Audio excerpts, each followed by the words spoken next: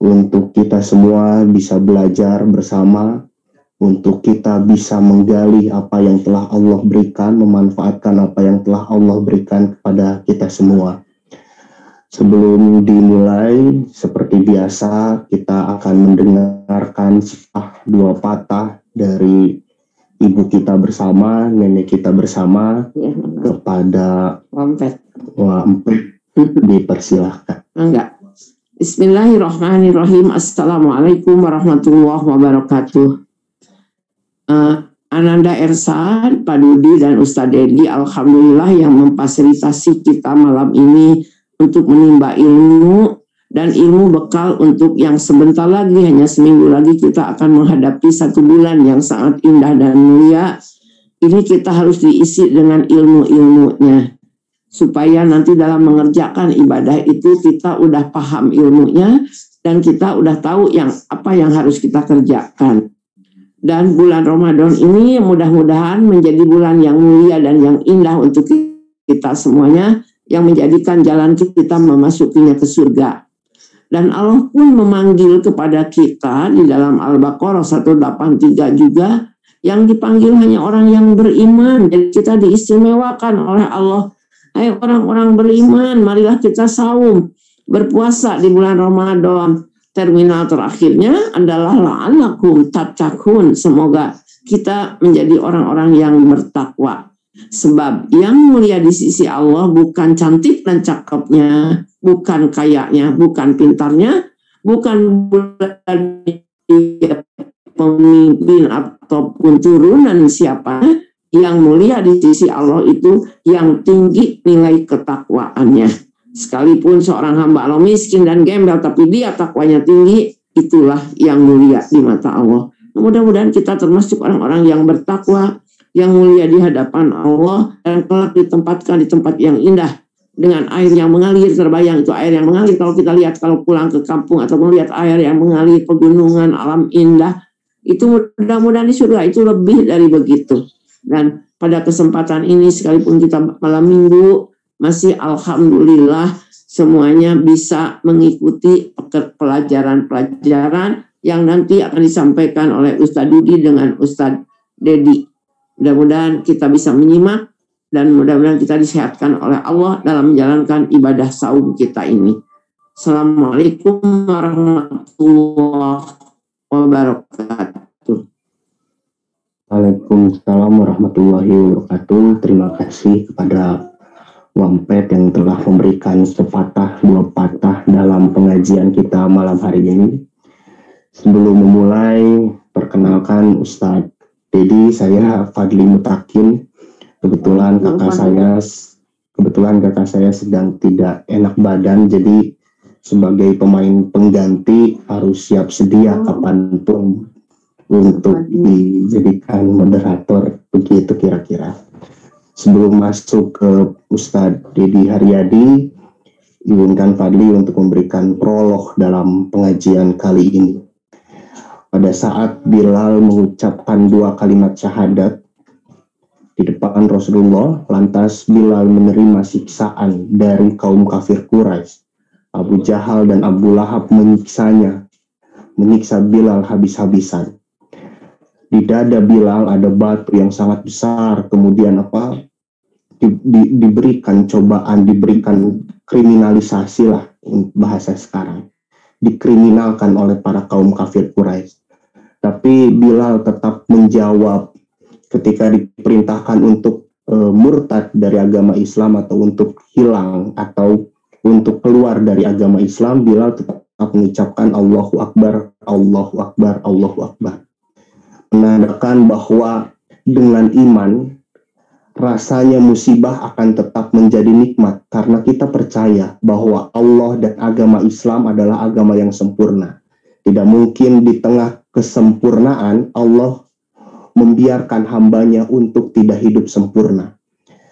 Hilang di dada, hilang di kehidupan Bilal duniawi itu. Tidak ada sedikit pun rasa dunia di dalam hati Bilal. Karena kenapa? Dibuktikan dengan apa?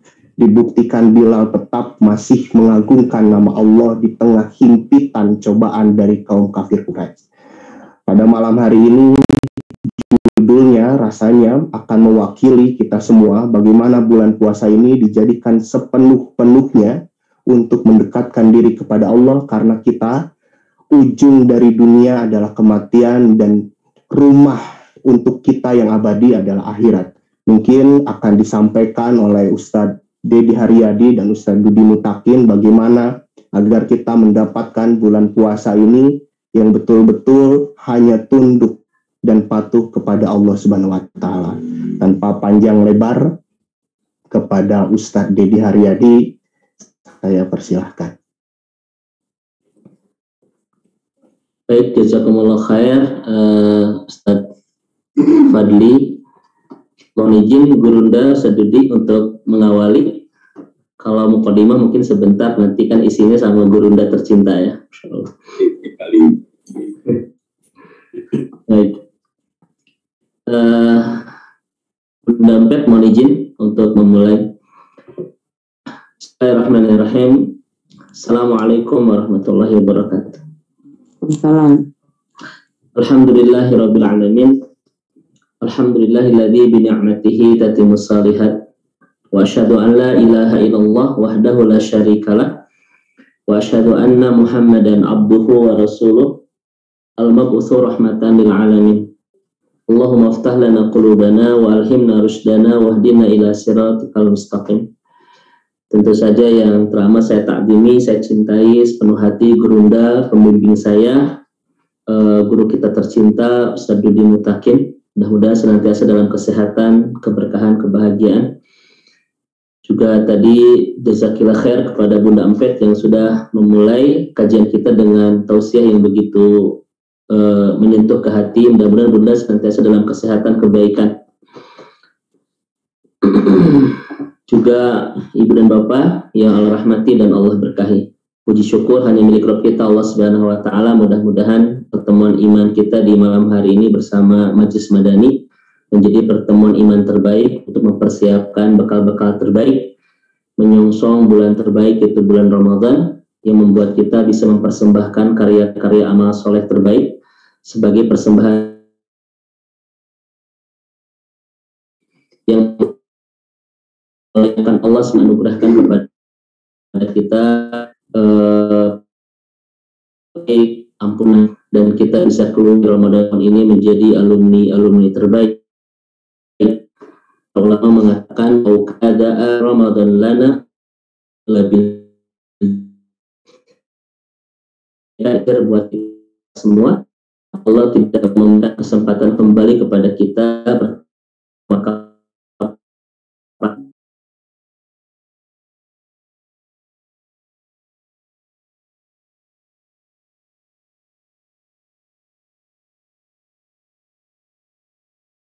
inti akan oleh guru kita tercinta Ustadz Budi Mutakin. Izinkan Gurunda sedikit menyampaikan sepatah dua patah.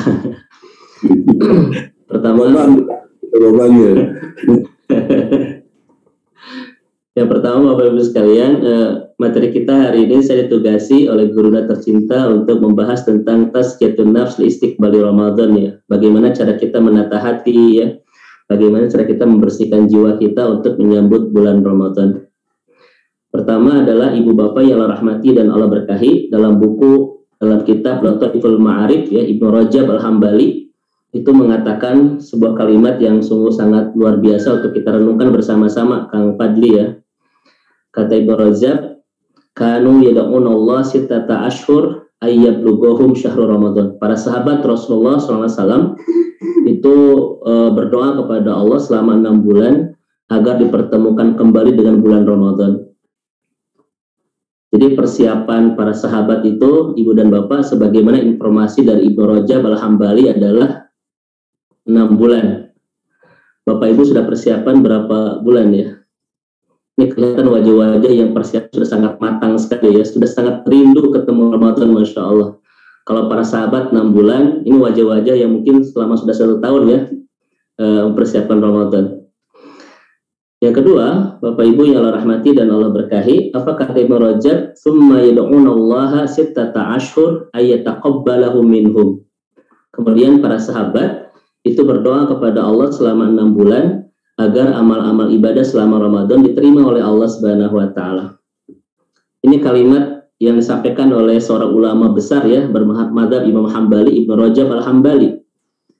Selama 6 bulan pertama, para sahabat berdoa kepada Allah agar disampaikan usianya masuk Ramadan, dan 6 bulan kedua berdoa kepada Allah agar selama Ramadan ibadahnya diterima oleh Allah Subhanahu wa taala.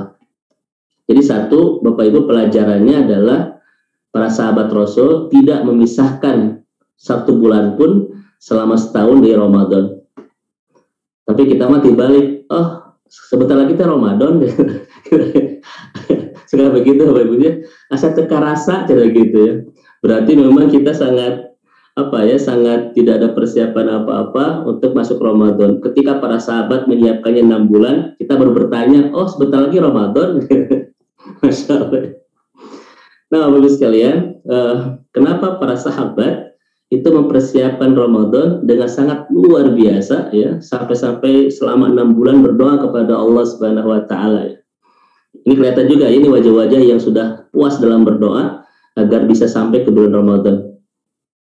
Saya teringat Bapak Ibu, mohon maaf Gurunda, dengan kalimat Abu Bakar Al-Balkhi ya. Ini saya sering sampaikan di kajian-kajian kita. Kenapa para sahabat itu mempersiapkan Ramadan dengan sangat luar biasa, dan Rasul pun menganjurkan kepada kita untuk mempersiapkan sangat luar biasa, sampai-sampai kata Aisyah dalam sebuah hadis, aku tidak pernah melihat Rasulullah paling banyak saumnya kecuali di bulan Sya'ban. Ya kan Bapak Ibu ya? Dan Usama bin Zaid mengatakan, aku tidak pernah melihat Rasulullah saum seperti saumnya di bulan Sya'ban. Itu menunjukkan apa? Salah satunya Rasul persiapannya luar biasa untuk masuk Ramadan. Gitu. Kenapa persiapan ini sangat harus luar biasa, Ibu Bapak sekalian? Saya hanya mengutip dari perkataan Abu Bakar Al-Balkhi saja. Syahrul Rajab, Syahrul Zar'i, wa Syahrul Sya'ban, Syahrul Saqi, wa Syahrul Ramadan, Syahrul Hasad. Kata Abu Bakar Al-Balkhi, Rajab itu bulan menanam, Sya'ban itu bulan menyiram, dan Ramadan itu bulan manen. Itu kata beliau. Coba Bapak Ibu diulang bahasa Arabnya. Shadaqallahul adzim, biar cepat ya.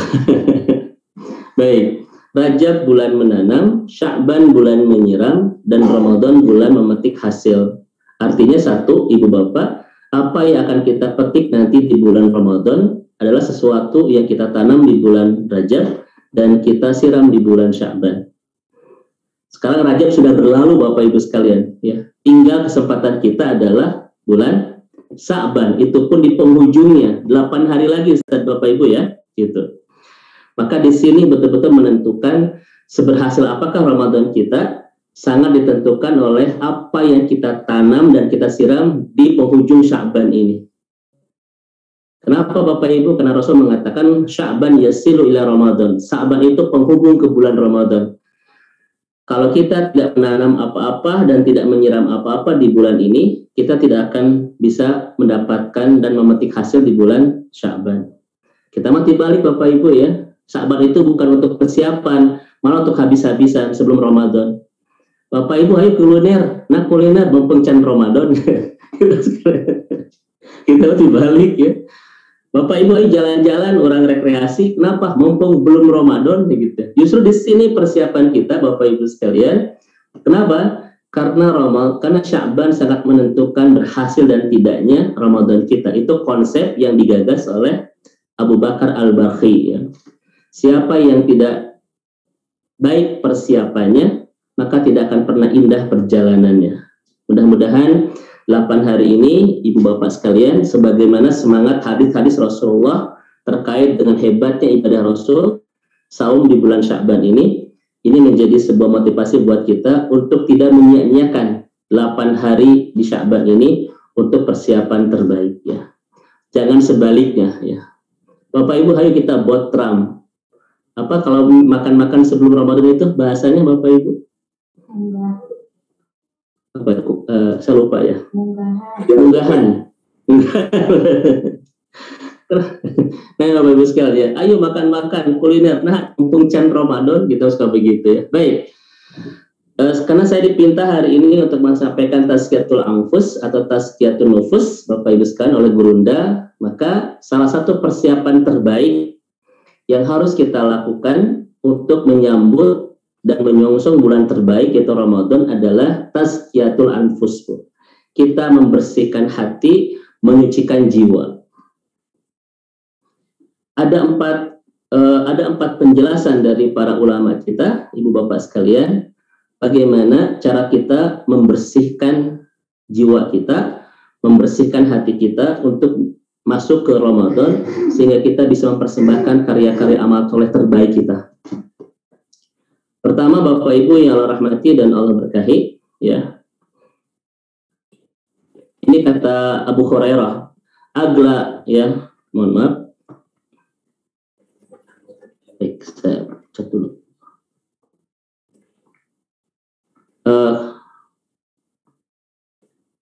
Bentar.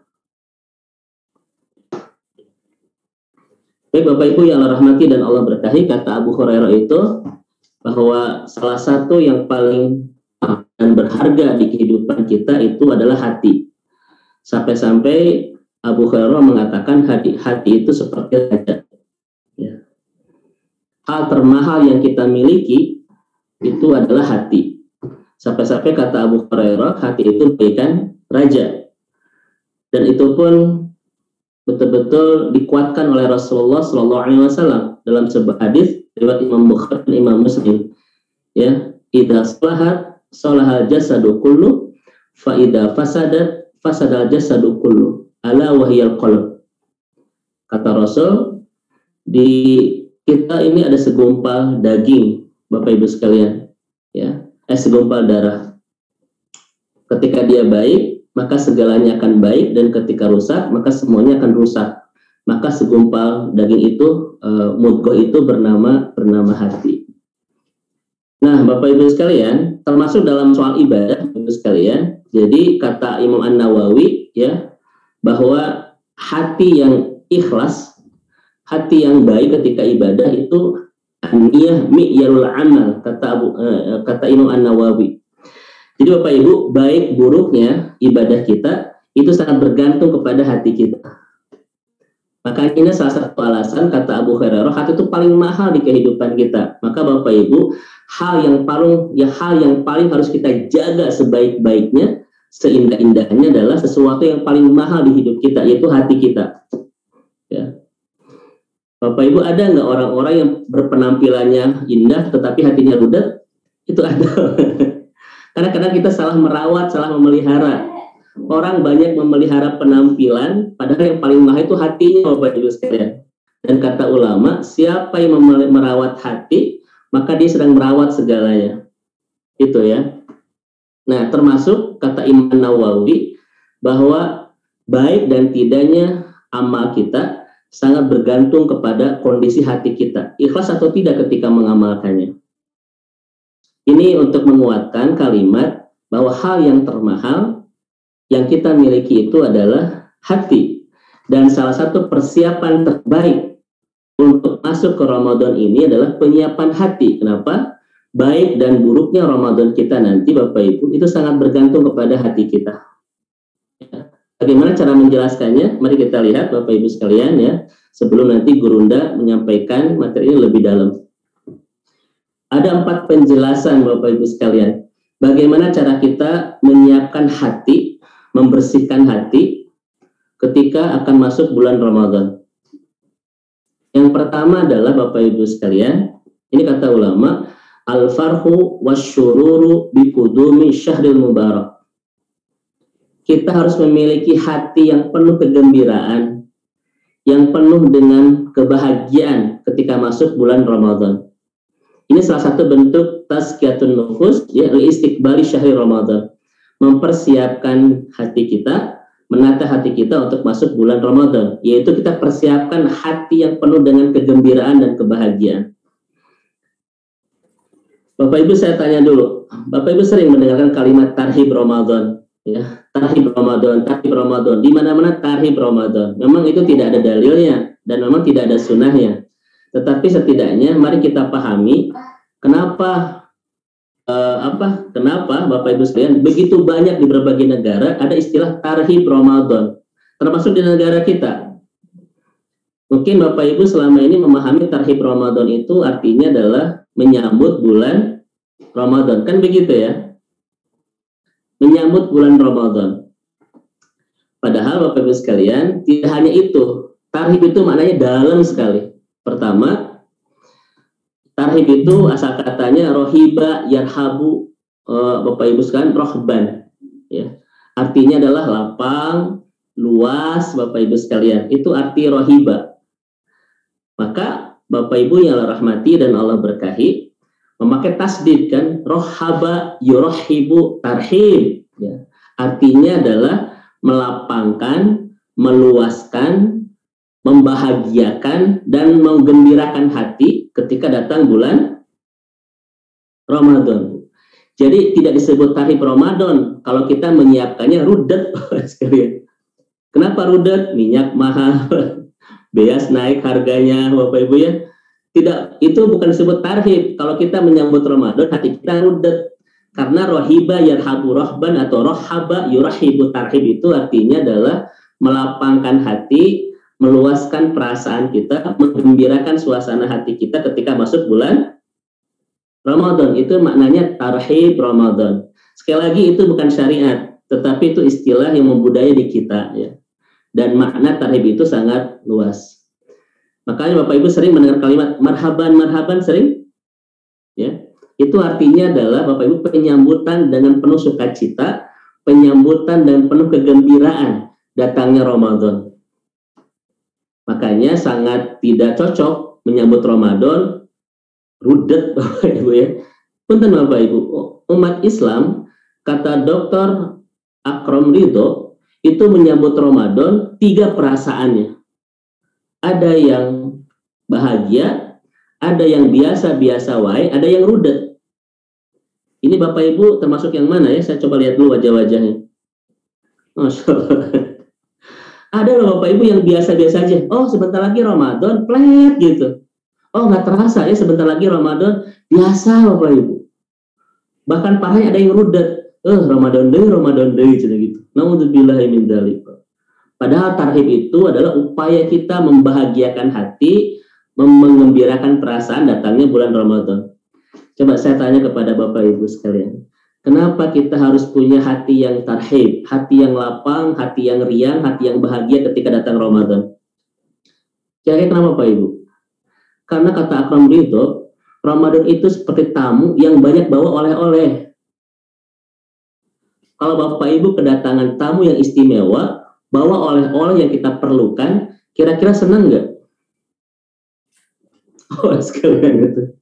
Pertama tamunya istimewa, ya kan Bapak Ibu sekalian? Karena Ramadan itu kata Rasul dalam hadis riwayat Imam Ahmad, syahrun mubarak, bulan yang disifati dengan mubarak, yang diberkahi. Ada nggak Bapak Ibu bulan yang disifati oleh Rasul mubarak selain Ramadan? Tidak ada, cuma Ramadan saja. Qad ja'akum syahru Ramadan syahrun mubarak. Itu. Tidak ada yang disifati berkah kecuali Ramadan. Bapak Ibu sering dengarkan Jumat berkah. Itu tidak ada dalilnya. Tetapi ya itu tradisi kan, Jumat berkah gitu. Itu tidak dari Rasulullah, itu mah tradisi kita. Apalagi kalau di kita Bapak Ibu, ketika mendengarkan Jumat berkah adalah image-nya adalah nasi kotak, nasi bungkus, telur dipalastikan, cau pisang hiji, kerupuk hiji kan begitu ya gitu. Ini sempit banget berkah Jumatnya gitu ya, gitu. Boleh silakan kita berbagi di hari Jumat, tapi jangan diyakini harus berbagi hanya di hari Jumat pas bubaran Jumatan dengan nasi kotak, itu tidak ada. Cuma satu loh Bapak Ibu yang sifati berkah cuma Ramadan gitu. Ini adalah tamu yang agung yang banyak membawa oleh-oleh buat kita untuk kebutuhan kita. Kalau misalnya Bapak Ibu oleh-olehnya bukan kebutuhan kita, ya mungkin Bapak Ibu wajar tidak bahagia. Ini mah oleh-olehnya sangat dibutuhkan oleh kita. Masa kita rudet, coba bayangkan. Ya. Ustadz, apa oleh-olehnya? Salah satunya yang Bapak Ibu saya sampaikan kan. Ini oleh-oleh Ramadan. Dalam sebuah hadis riwayat Imam Ahmad, Rasul mengatakan, fihi tuftahu abwabul jannah. Itu salah satu oleh-oleh yang dibawa oleh Ramadan ini. Dibuka pintu-pintu surga. Apa yang disebut dengan dibuka pintu-pintu surga? Segala kebaikan yang melayakkan kita untuk bisa mendapatkan surga, semuanya dibawa oleh Ramadan ini. Saya ulang Bapak Ibu, segala kebaikan yang kita perlukan untuk melayakkan diri kita menjadi ahli surga, semuanya ada di bulan ini. Sampai-sampai para ulama mengatakan apa? Ya'ti Ramadan hamila lil khair, kama yahmilul goyum al-matar. Sebagaimana awan hitam membawa derasnya kebaikan, seperti itulah Ramadan membawa derasnya, sebagaimana awan yang hitam membawa derasnya air hujan, seperti itulah Ramadan membawa derasnya kebaikan. Coba diulang Bapak Ibu bahasa Arabnya. Sadaqallahu ya Pak Gerunda ya, malam-malam di tas bahasa Arab. Itu Bapak Ibu, kan berkah itu kan Gerunda ziyadah fil khairat kan, bertambahnya kebaikan. Maka Bapak Ibu, tidak ada bulan yang memekarkan kuncup-kuncup kebaikan buat kita itu kecuali Ramadan. Buktinya nutara ke masjid jadi ke masjid, yang jarang tilawah jadi tilawah, yang jarang berjamaah jadi taraweh. Semua orang disentuh kebaikan di bulan ini. Apakah itu oleh-oleh yang kita perlukan Bapak Ibu? Aduh, Masya Allah. Pak Gerunda saya kalau di Mesir waktu kuliah dulu, kalau menjelang sore hari, rumah-rumah di Mesir itu pas sore, Bapak Ibu ya, itu menyediakan meja di luar dan menyimpan makanan. Kita mah tinggal lewat saja, mana menu yang kita mau kita ambil begitu. Itu saking betul-betul Ramadan ini menumbuhkan banyak kebaikan. Di kita pun sama ada Gerunda ya, orang setiap sore nyimpan meja, simpan makanan gitu. Tapi ada tulisan kan 5.000, 10.000, 20.000. Ternyata kita mau jualan sekarang. Candil kolak. Ayah di seratanana gratis untuk izin. Gratis minta izin itu artinya harus bayar Pak. Ya Bapak Ibu sekalian ya, saya cerita sedikit Gerunda ya waktu di Mesir itu. Kalau sore hari Bapak Ibu saya di pinggir jalan, pasti orang-orang Mesir itu nyari kita kan gitu untuk ngasih beras, ngasih minyak. Kenapa? Karena emang mereka tumbuh itu selama 1 bulan itu menjadi orang-orang yang penuh dengan kebaikan, ngasih uang. Dan favorit mereka Bu yang dikasih itu mahasiswa Indonesia itu. Kami tidak tahu ada apa di wajah kami ini ya gitu. Mungkin inilah wajah-wajah yang penuh dengan keimanan ketakwaan. Tapi Bapak Ibu silakan ke masjid di 2 Ramadan, Pak. Ya, berdiri pinggir jalan. Mau nanya, mau nyarek. Inilah hebatnya Ramadan, Bapak Ibu sekalian. Membawa oleh-oleh dan oleh-oleh yang kita perlukan, yang dibawa oleh Ramadan ini adalah mengajari kita untuk tumbuh menjadi orang-orang yang penuh dengan kebaikan.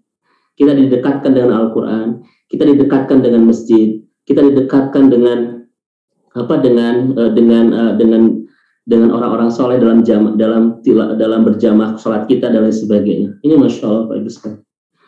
Kemudian diantaranya Bapak Ibu sekalian, oleh-oleh yang kita perlukan yang dibawa oleh Ramadan ini adalah tentu saja kita sangat paham Bapak Ibu. Ini nih, saya sampaikan dalilnya. Nah ini Bapak Ibu sekalian, ya, ampunan dosa. Lihat hadis-hadis Rasulullahnya Bapak Ibu. Semua hadis-hadis ketika berbicara masalah ibadah di Ramadan ini pasti ujungnya ghufira lahu ma taqaddama min danbi. Setidaknya ada 4 hadis. Man shoma ramadhana. Hadis kedua, man qoma ramadhana. Hadis ketiga, man qoma lailatul qadri. Ya, itu ujungnya apa coba Bapak Ibu coba lihat. Ghufira lahu ma taqaddama min danbi. Ampunan dosa semuanya. Sampai-sampai klimaknya, epilognya Rasul bilang apa? Ramadan ila Ramadan, 1 Ramadan ke Ramadan berikutnya adalah menghapus dosa itu. Saya tanya Bapak Ibu sekalian, kita butuh nggak dengan ampunan? Bapak Ibu, di usia yang sudah menua, di fisik yang sudah melemah, di kesehatan yang sudah menurun, di penyakit yang sudah mulai reunian ya, di pesona wajah yang sudah mulai mengamit-amit ya Bapak Ibu sekalian. Di amal soleh yang masih sedikit ya, di dosa yang masih banyak. Apa yang kita pinta sama Allah sebagai persiapan pulang kita coba Bapak Ibu? Apa yang kita harapkan dari Allah sebagai bekal pulang kita ke akhirat? Usia sudah menua, fisik sudah melemah, Penyakit sudah mulai reunian, Pak. Kesehatan sudah mulai menurun, ya. Pesona kita sudah mulai, apa tadi saya lupa, mengamit-amit. Penyakit, dosa masih banyak. Apa yang kita pinta sama Allah? Ampunan, Bapak Ibu, kata Imam Al-Ghazali. Dan dan Ramadan hadir dalam kehidupan kita, datang untuk membawa oleh-oleh yang saat kita butuhkan ini, membersihkan semua dosa-dosa kita. Apa kata Ibnu Zawzi? Bapak Ibu sekalian, wa kama ghafarallahu bida'wati wahidi minhum wa Yusuf kadzalika yakfiru dunuba ihda asyara syahran bi barakati syahrul Ramadan. Kata Ibnu Zawzi dalam kitab beliau, Sayyidul Khatir mengatakan, sebagaimana Allah mengampuni dosa 11 saudara Nabi Yusuf berkat permintaan Nabi Yusuf, demikian juga Ramadan, demikian juga Allah membersihkan dosa-dosa kita selama 11 bulan berkat keberkahan Ramadan. Itu kalimat Ibnu Zawzi. Makanya Ibnu Rajab mengatakan, Bapak Ibu keluar dari Ramadan ini seperti bayi yang baru dilahirkan. Bukan imut-imut lagi, bukan Ibu punten ya, itu mah saya tidak bertanggung jawab itu ya. Bukan lucu lagi. Yang disebut dengan bayi yang baru dilahirkan itu bersih dari segala dosa. Bapak Ibu butuh ini enggak? Silah coba. Butuh Bapak Ibu sekalian. Sebagai persiapan pulang kita kepada Allah Subhanahu wa Ta'ala. Inilah oleh-oleh yang dihantarkan oleh bulan penuh berkah ini. Ada nggak hati yang tidak bahagia Bapak Ibu? Masya Allah ya. Bahkan punten Gurunda ya. Mohon koreksi Gurunda.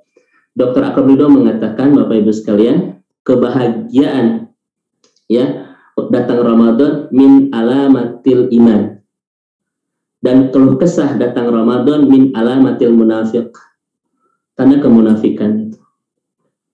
Coba saya cek dulu ada yang rudet tidak ya. Alhamdulillah ini wajah-wajah penuh kebahagiaan. Masya Allah. Mudah-mudahan Bapak Ibu sekalian Ramadan tahun ini betul-betul Ramadan terbaik. Begini caranya Bapak Ibu sekalian. Banyak sekali saudara-saudara kita yang 2 tahun ini Bapak Ibu meninggalkan kita kan, dan tak sempat bertemu Ramadan tahun ini. 2 tahun ini banyak nomor-nomor WA yang kita delete gara-gara mereka sudah pergi. Belum jadi besok lusa nomor WA kita yang di delete gara-gara kita sudah pergi kan. Ada nggak Bapak Ibu Ramadan tahun lalu banyak orang bersama kita yang sekarang kita tidak temui lagi, ada nggak? Ramadan tahun lalu banyak yang bersama kita yang saat ini sudah kita tidak temui lagi. Mungkin ada. Boleh jadi Ramadan tahun depan kita yang tidak akan ditemui lagi oleh saudara-saudara kita karena kita sudah tiada. Ustaz, kan Ramadan sekarang masih ada corona, susah untuk maksimal ibadahnya. Jangan gara-gara musibah ini tidak maksimalkan ketaatan kita selama Ramadan. Kenapa? Tahun depan Ramadan mungkin masih ada, tapi kita berketus masih ada. Mungkin kita sudah tiada. Itu Bapak Ibu ya. Yang pertama.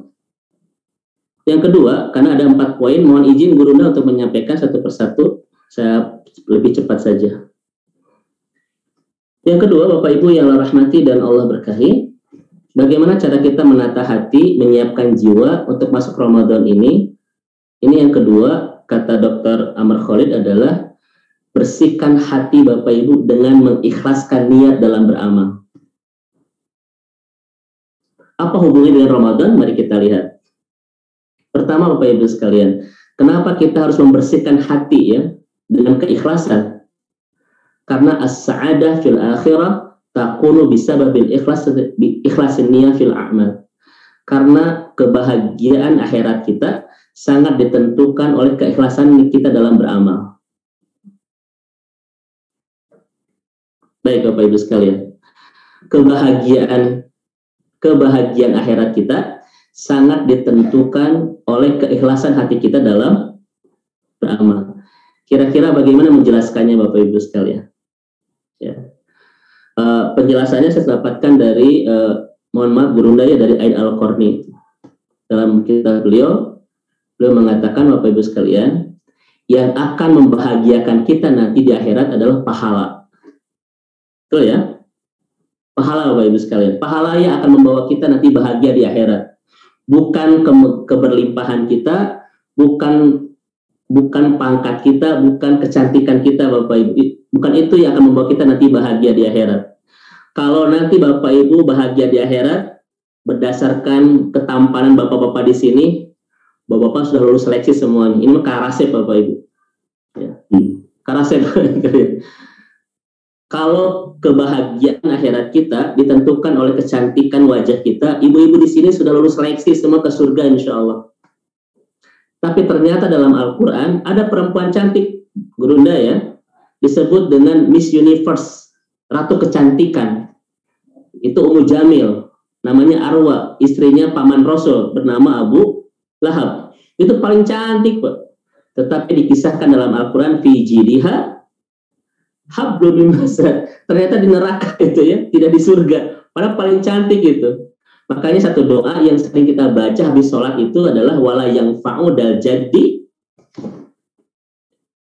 Apa doanya? Ya, Allahumma la mani'a lima a'taita. Ini saya ngetes, Bapak Ibu. Kalau yang tidak hafal, inna lillahi wa inna ilaihi. Ini doa yang diajarkan Rasulullah Gurunda ya.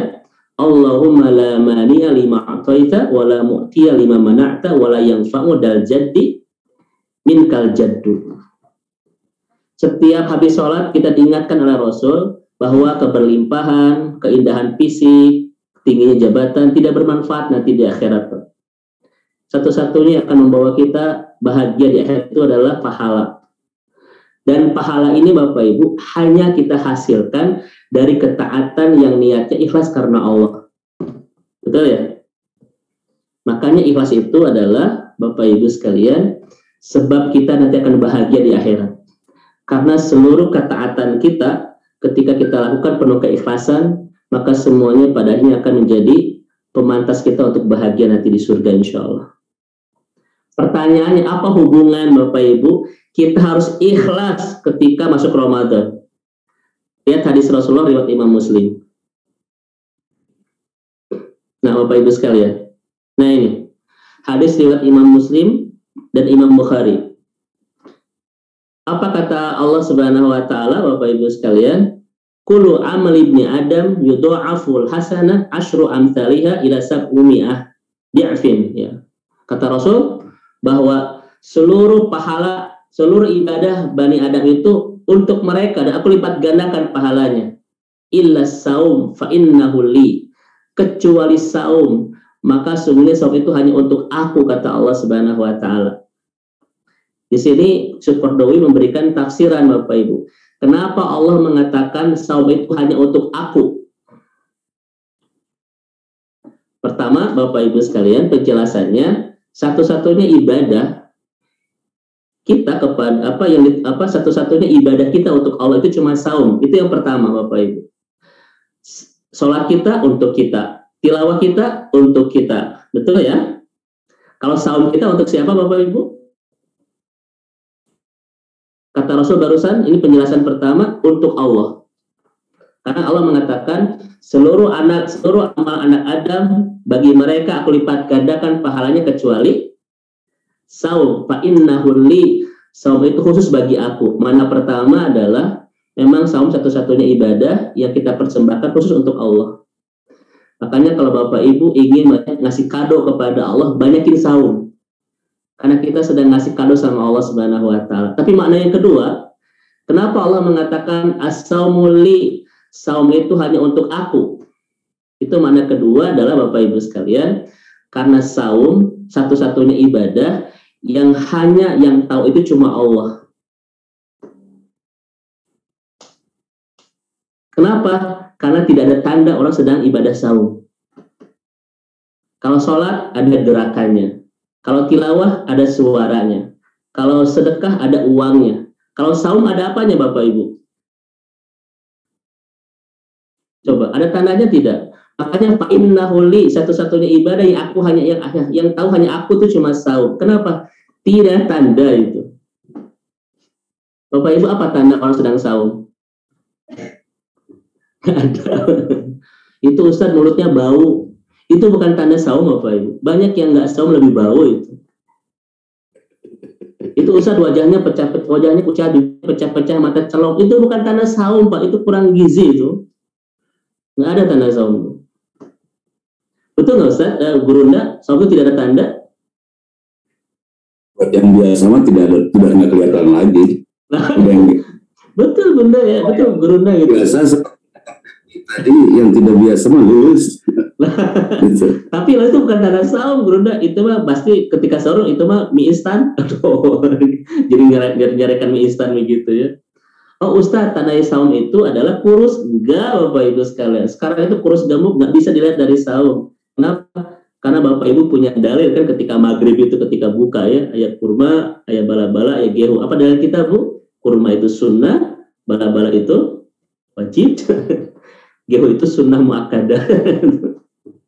Makanya anggarnya gendut begitu ya. Artinya Bapak Ibu, saum itu satu-satunya ibadah yang menguji keikhlasan kita. Kenapa? Karena nggak ada yang tahu bahwa kita sedang saum atau tidak, coba. Betul nggak? Ini ujian keikhlasan gitu.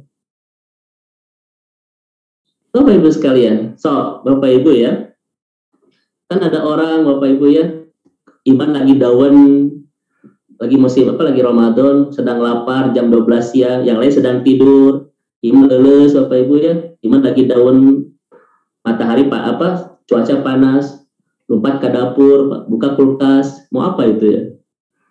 Ya cucumu dianggap korma. Itu ngadu. Gitu, betul. Iya betul. Kamu iya betul guru saya. Kan sama gitu ya Bu. Saat ketinggalian Ustaz ya itu. Terus kemudian dia buka misalnya minum. Ada yang tahu nggak bahwa dia sudah buka? Nggak ada Bapak Ibu ya. Maka saum itu betul-betul menguji keikhlasan kita. Kenapa? Karena tidak ada tanda itu. Bisa saja kan Bapak Ibu tidak saum tiap hari tapi orang tidak tahu, bisa nggak? Pas orang lagi tidur, anggaran nyipet ke dapur gitu, buka kulkas kapangi, nuju naon, nuju ngadem, padahal mau minum kapangi begitu. Bapak Ibu sekalian, ini keikhlasan itu betul-betul diuji, betul-betul kita harus bersihkan hati kita dengan keikhlasan yang terbaik, agar kita bisa melaksanakan ibadah ini selama 30 hari Bapak Ibu sekalian. Baik, itu yang kedua. Dan ketiga Bapak Ibu sekalian, nah ini agak butuh kita renungkan ya. Bagaimana cara kita membersihkan jiwa kita, hati kita untuk masuk Ramadan? Maka salah satu hal yang harus kita bersihkan adalah tatrikul qalbi min hubbid dunya wa syahwatiha. Membersihkan hati dari cinta dunia dan syahwatnya. Bapak Ibu sekalian ya. Membersihkan hati dari cinta dunia dan syahwat-syahwatnya. Contoh Bapak Ibu sekalian. Saya tanya kepada Ibu dan Bapak, kenapa bulan ke-9 Hijriah disebut Ramadan?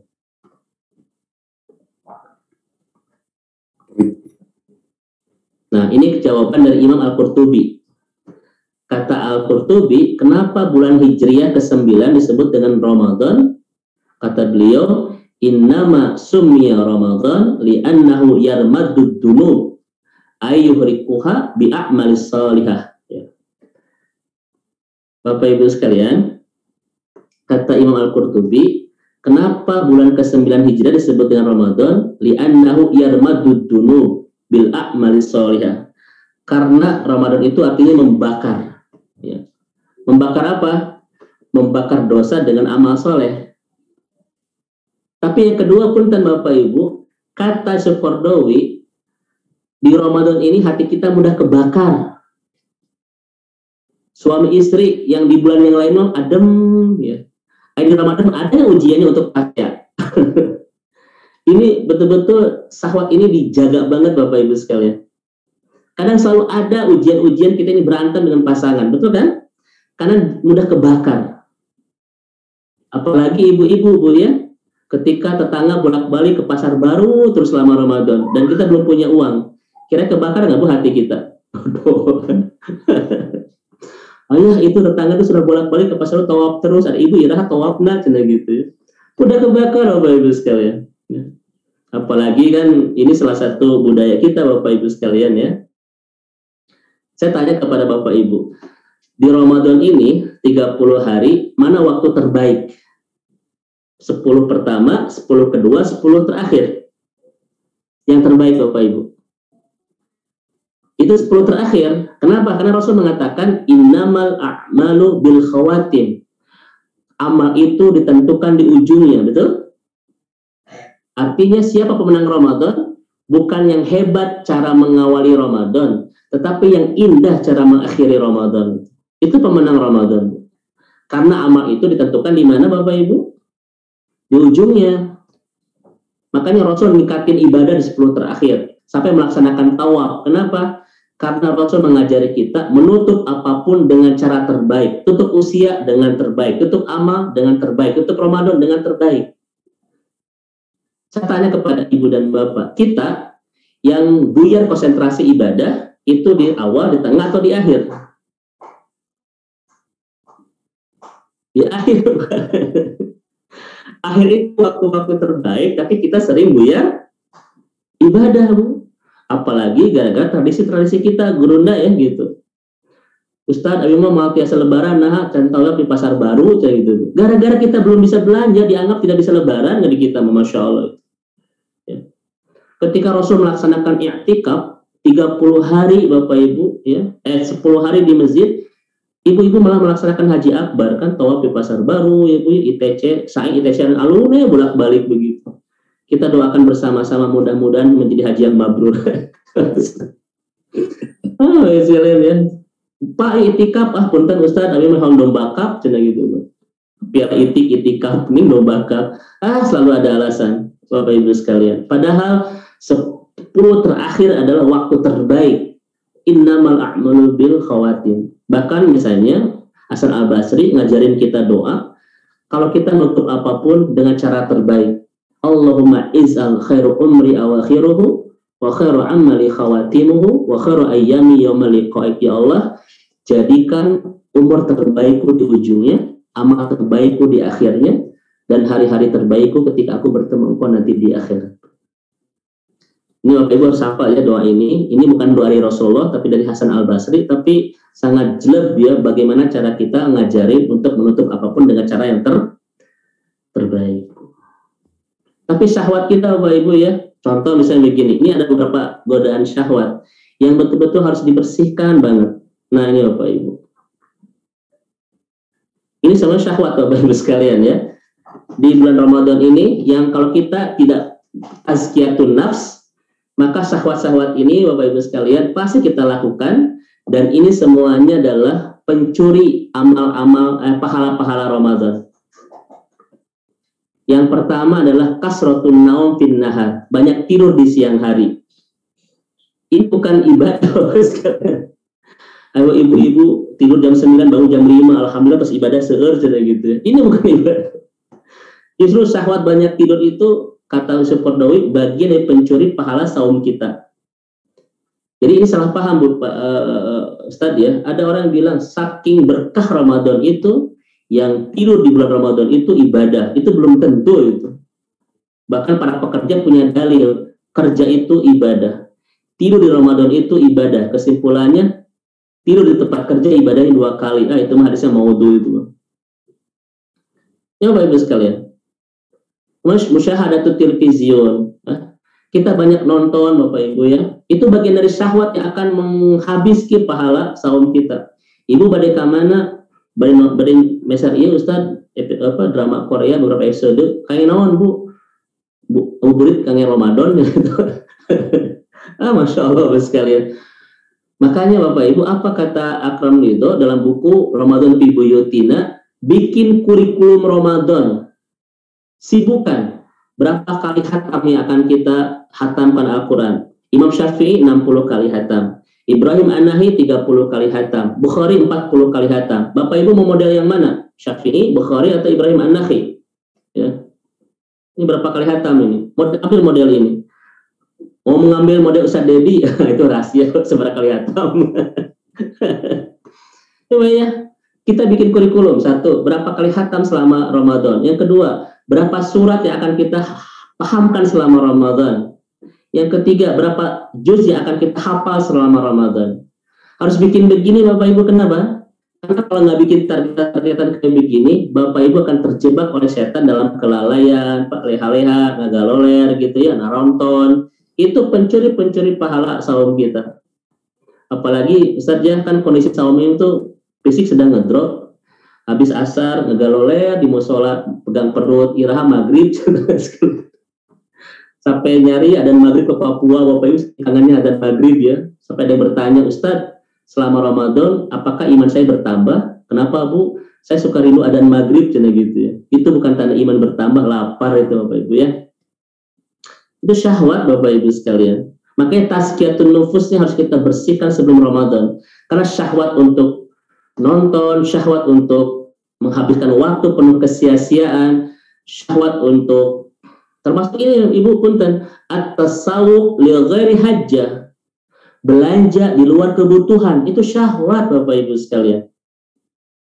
Kenapa begitu banyak orang yang belanja di Ramadan melebihi kebutuhan? Alasannya banyak. Banyak barang yang baru, diskon besar-besaran, dan itu tradisi. Betul nggak, Gurunda ya? Ketika saum kita ditahan, ketika syahwat makan kita, minum kita ditahan, syahwat tasawuf shopping kita umbar itu. Sampai-sampai ada Ustaz, boleh ya ketika saya belanja, leles kemudian buka saum, kita saking belanjanya tawaf terus Bu, sampai kali leles yang buka saum itu. Masuk ke pasar baru kan Bapak Ibu parino kan karena banyak belanja, akhirnya capek, tawaf, dehidrasi, leles, buka saum. Makanya Bu, kalau ingin belanja, saya sarankan jangan ketika Ramadan. Kalau bisa habis Ramadan saja. Tanggal 2, tanggal 3 Syawal, sok ke pasar baru. Kosong Bu, ngantar tutup itu saja ya. Saum bigori hajah.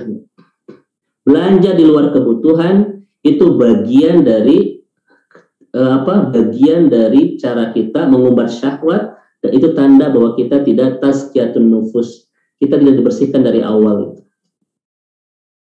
Termasuk punten Bapak Ibu ya, ini koreksi-koreksi para ulama kita, az-ziyarah al-farighah, murid kalau bahasa kita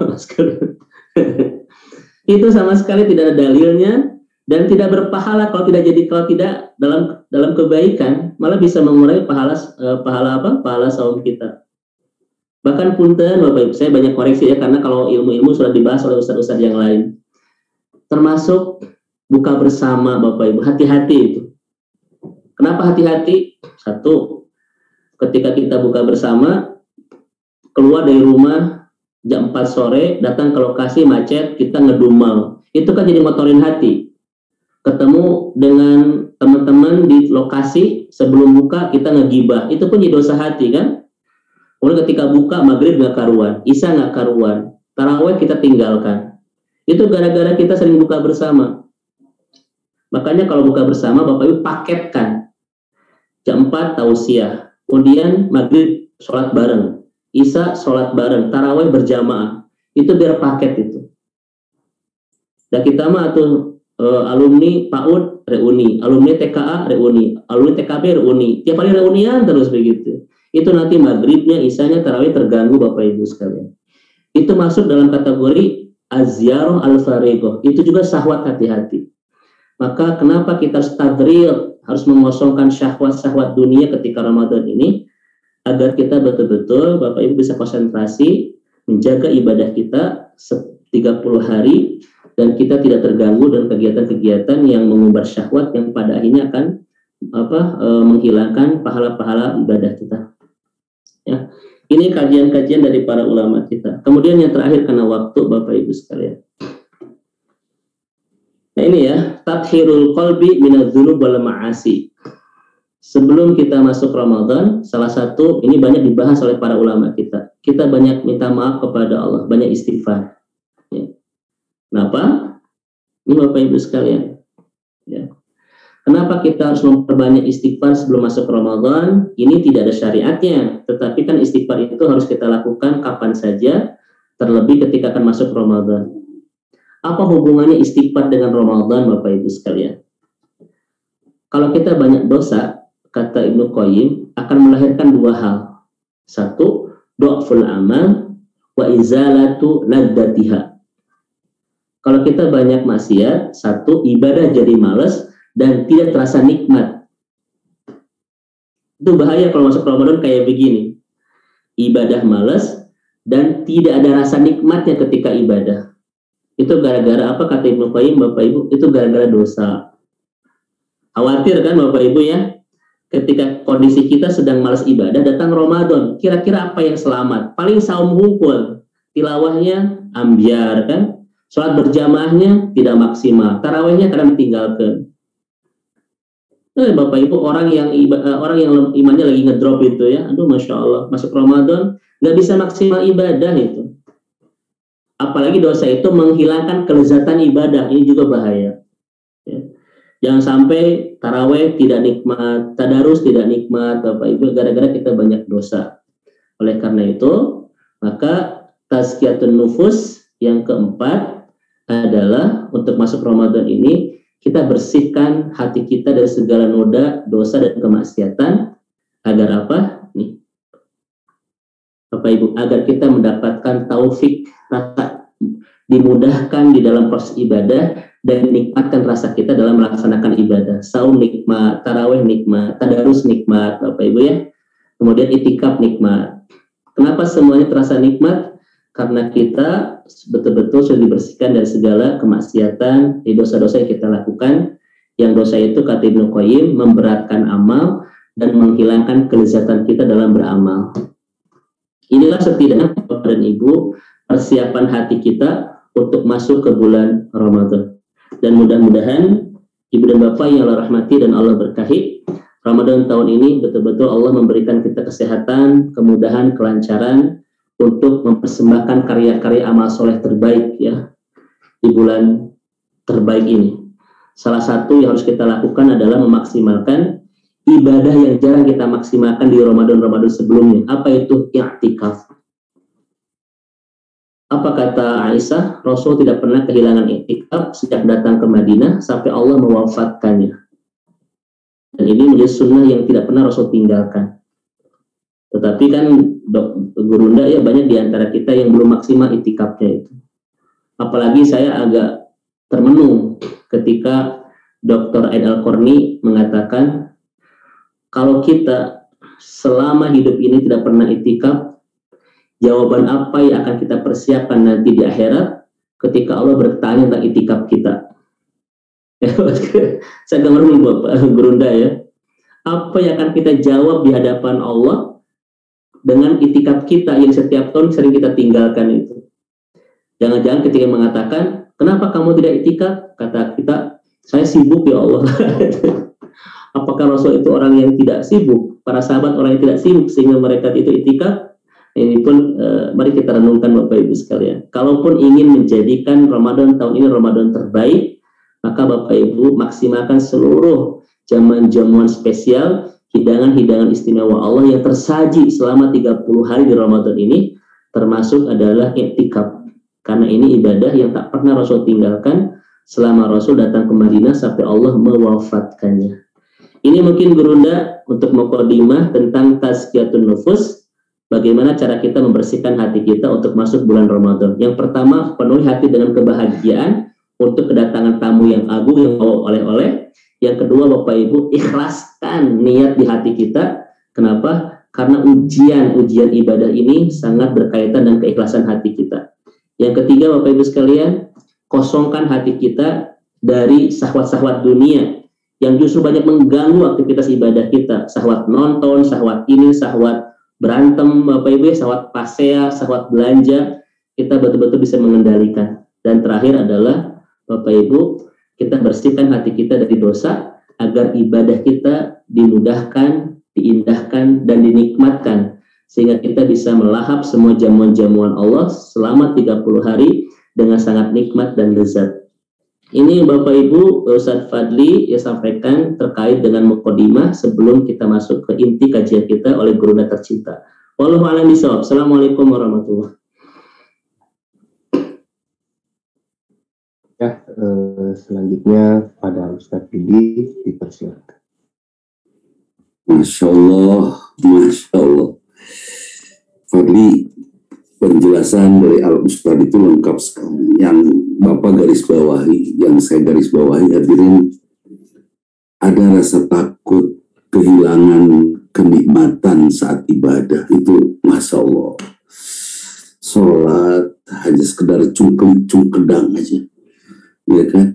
Terus saum ya berlalu begitu saja, apalagi mungkin yang sudah biasa saum Senin Kamis, saum Daud atau saum Ayyamul Bid, semuanya berjalan biasa tanpa rasa. Masya Allah. Ini yang kenapa kita tidak itikaf? Mungkin karena kita tidak merasakan bagaimana nikmatnya ibadah-ibadah itu, sehingga kita tidak mencari kenikmatan ibadah di ibadah yang lain. Oh, saum sudah nikmat, alhamdulillah. Sholat sudah nikmat, saya pengen nyoba nikmatnya itikaf. Oh, saya pengen nyoba nikmatnya tadarus sendiri tanpa orang lain. Gak apa-apa, biasanya tadarus suka rame-rame membaca Quran untuk semangat. Sekarang saya coba sendiri, sehari bisa 10 juz insya Allah. Kalau sudah merasakan nikmat, kalau sudah merasakan nikmatnya durian montong, saya yakin durian-durian yang lain pun akan dicoba, termasuk durian jadi keren. Itu semua akan dicoba. Nah kemudian, Masya Allah, ada pernyataan bahwa setan diikat pada bulan Ramadan. Yang mengikat setan adalah imanan wa ihtisaban pada diri kita. Ketika kita sangat sungguh-sungguh disiapkan oleh para sahabat 6 bulan sebelumnya, dan kita juga menyiapkan untuk bisa pantas masuk ke dalam bulan Ramadan ini. Bukan Ramadan yang mendatangi kita, tapi kita pasti masuk datang ke bulan Ramadan itu. Dan tentunya kita harus, kalau kita akan masuk ke ruangan yang hebat, kita akan lakukan persiapan yang optimal.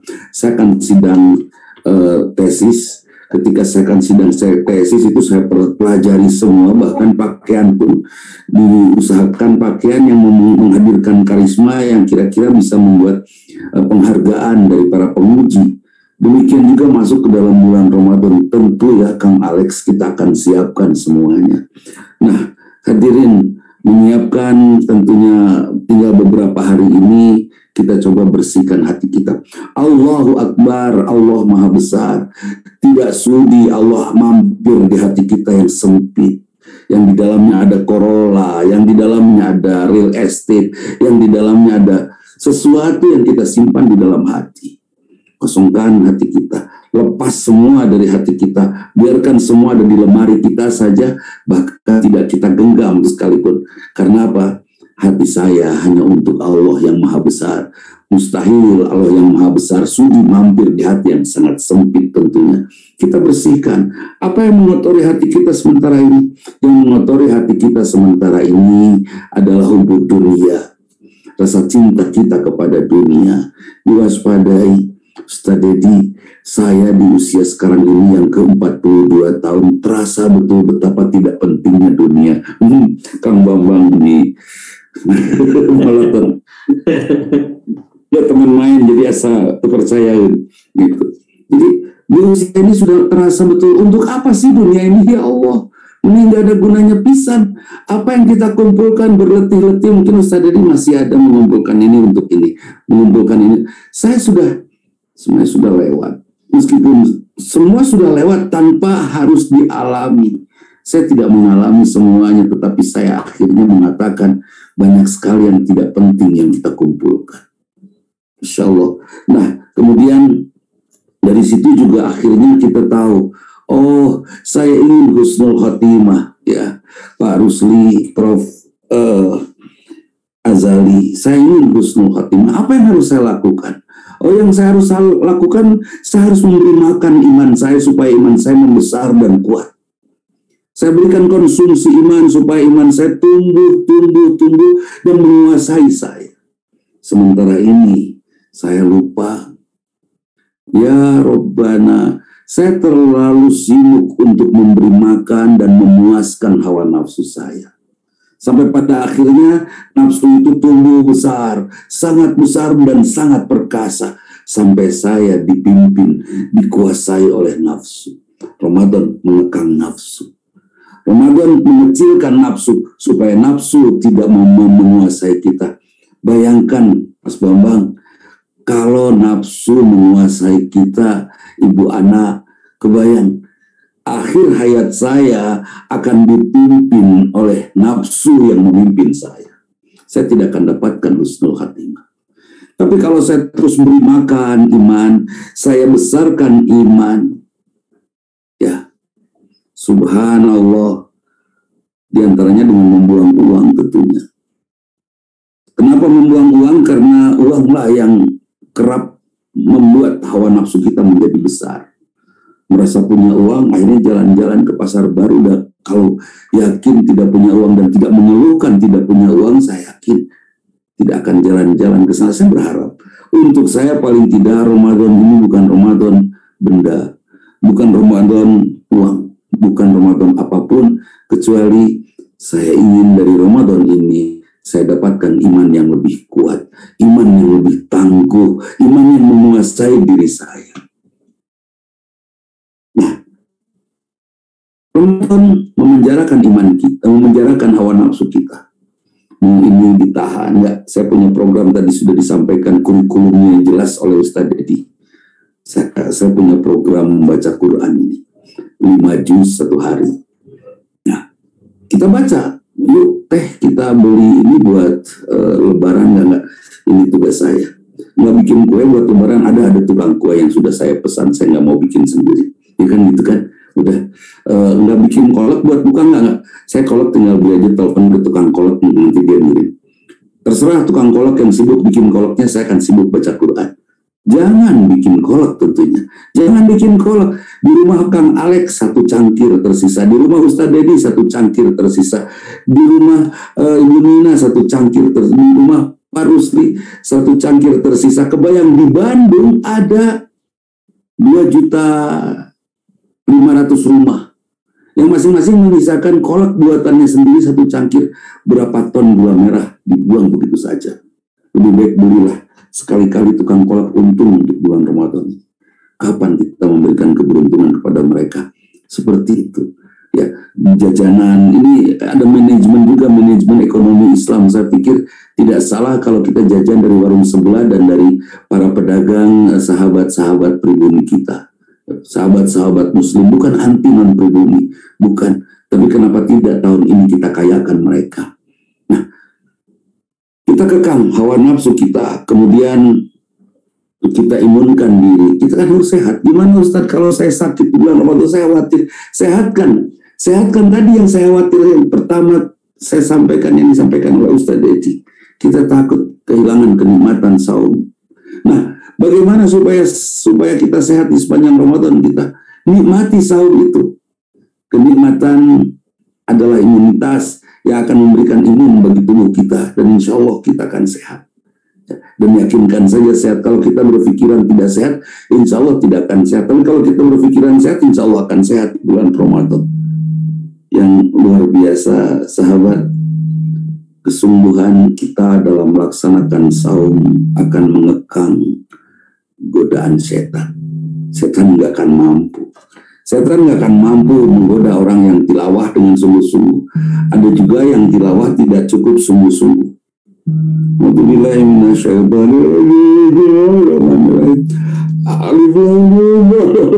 Telepak ke pingsan. Dia tidak sungguh-sungguh. Kalau yang sungguh-sungguh insya Allah kalau yang sungguh-sungguh dia akan bisa menepis godaan setan. Setan tidak akan membuat kita lalai. Dan pahami, menguap serta ngantuk di bulan Ramadan sama dengan ngantuk pada saat Kang Alex mengikuti khutbah Jumat. Dengan dadak atau tunduk. Kang Wenda kemarin mengaku, Ustadz, setan menang di khutbah Jumat, sekarang saya ngantuk berat.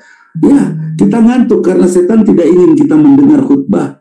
Buktinya apa? Ketika Ustadz Dedi khutbah, saya ngantuk, saya tidur. Pas bangun sudah beres, keluar masjid, saya tidak lulungu, mantap bahasa Indonesia. Nah, saya tidak lulungu, sugan poho balik, Ustaz kawan pulang. Nah, kadinya jalan apa? Kadi tunggu Ustaz mah. Alah, hilap ya lelemutan cenah hiji cenah lulungu kene. Ya Allah, nggak ada yang lulungu pulang Jumatan karena memang khutbah Jumat digoda setan. Dan saya yakin Ramadan, ngantuk di bulan Ramadan itu godaan setan. Saya yakin sekali itu. Kenapa saya yakin ngantuk itu adalah godaan setan? karena kita tidak sungguh-sungguh. Saya pernah juga ngantuk di bulan Ramadan di sebuah perjalanan sahabat desa tunduk, diam di pohon, di bawah pohon, dari baca Quran tunduk. Saat itu saya coba yakinkan, ya Allah berikan kepada saya pahala berlimpah, ampunan sepenuhnya, karena saya akan membaca ayat-ayatmu entah sebesar apa dan sebanyak apa yang saya baca.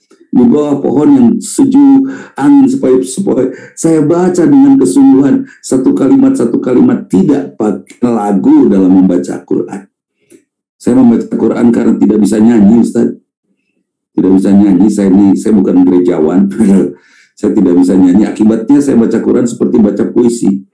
Alif Lam Mim, Dzalikal kitabul la raiba fihi hudal muttaqin alladzina yu'minuna bil ghaibi wa yuqimunas salata wa mimma razaqnahum yunfiqun, dan seterusnya. Saya selalu baca Quran seperti puisi, jadi lama pisan, dan saya tidak ngantuk ketika sungguh-sungguh itu hadir.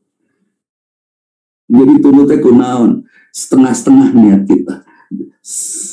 Imanan wahtisaban, keimanan dan perhitungan yang tumbuh pada perjalanan ibadah kita adalah sesuatu yang bisa membuat kita mampu menepis godaan setan. Itu mungkin Ustaz Dedi dan sahabat semua yang paling saya garis bawah dari Ustaz Dedi tadi. Saya takut kehilangan kenikmatan beribadah. Mari kita sama-sama saling doakan. Ustaz yang hadir sekarang ini, para partisipan di Zoom kita ini, juga di YouTube, ini adalah bukti kesungguh-sungguhan bahwa kami ingin melaksanakan saum dengan saum yang terbaik tahun ini. Dan mungkin atau hadir di Zoom sekarang kalau tidak ingin mendapatkan saum yang terbaik. Mangga Ustaz, closing Ustaz Fadli. Alhamdulillah luar biasa sekali malam hari ini gitu ya.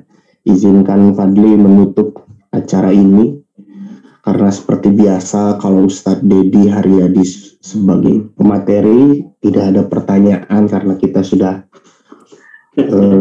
terlena gitu ya, kita sudah terhipnotis dengan kata-katanya. Izinkan Fadli menutup dengan satu kalimat gitu ya, atau satu cerita. Di tahun 2000 Bapak membuat atau membangun madrasah di Cirata yang bernama Madrasah Karya Madani, dengan sang cita-cita bahwa Bapak tidak akan pernah memungut biaya dari setiap anak-anak yang akan sekolah di Madrasah Karya Madani. Dulu saya menganggap hal itu biasa saja gitu, bahwa apa yang Bapak lakukan ya samalah gitu, membuat sekolah selesai gitu.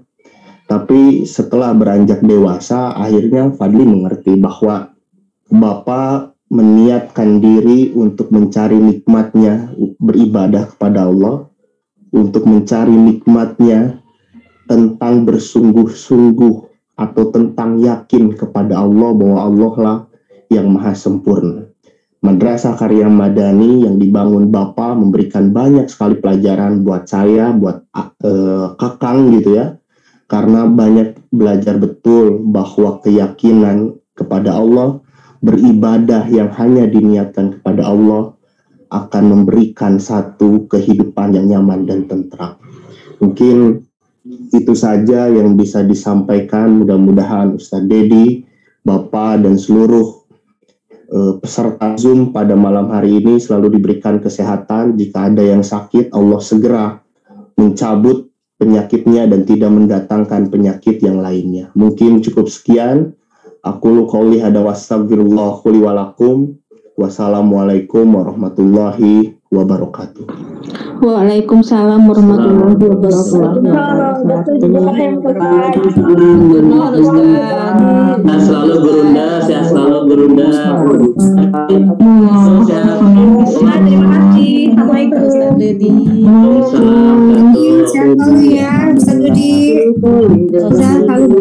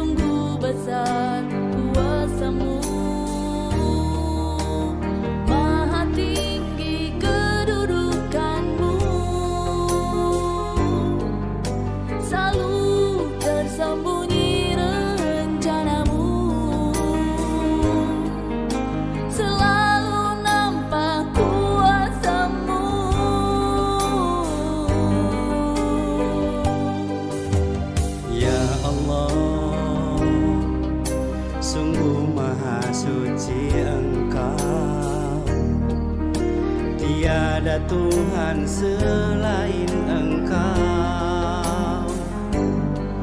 segala puji milik-Mu. Ku mohon dengarkanlah doaku,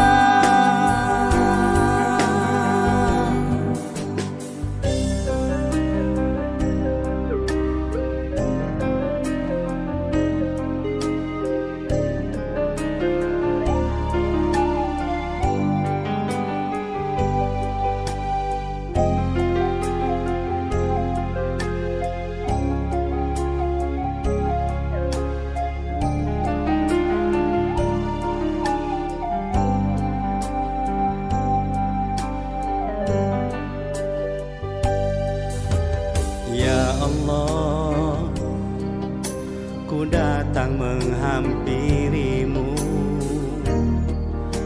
diriku memohon pengampunan,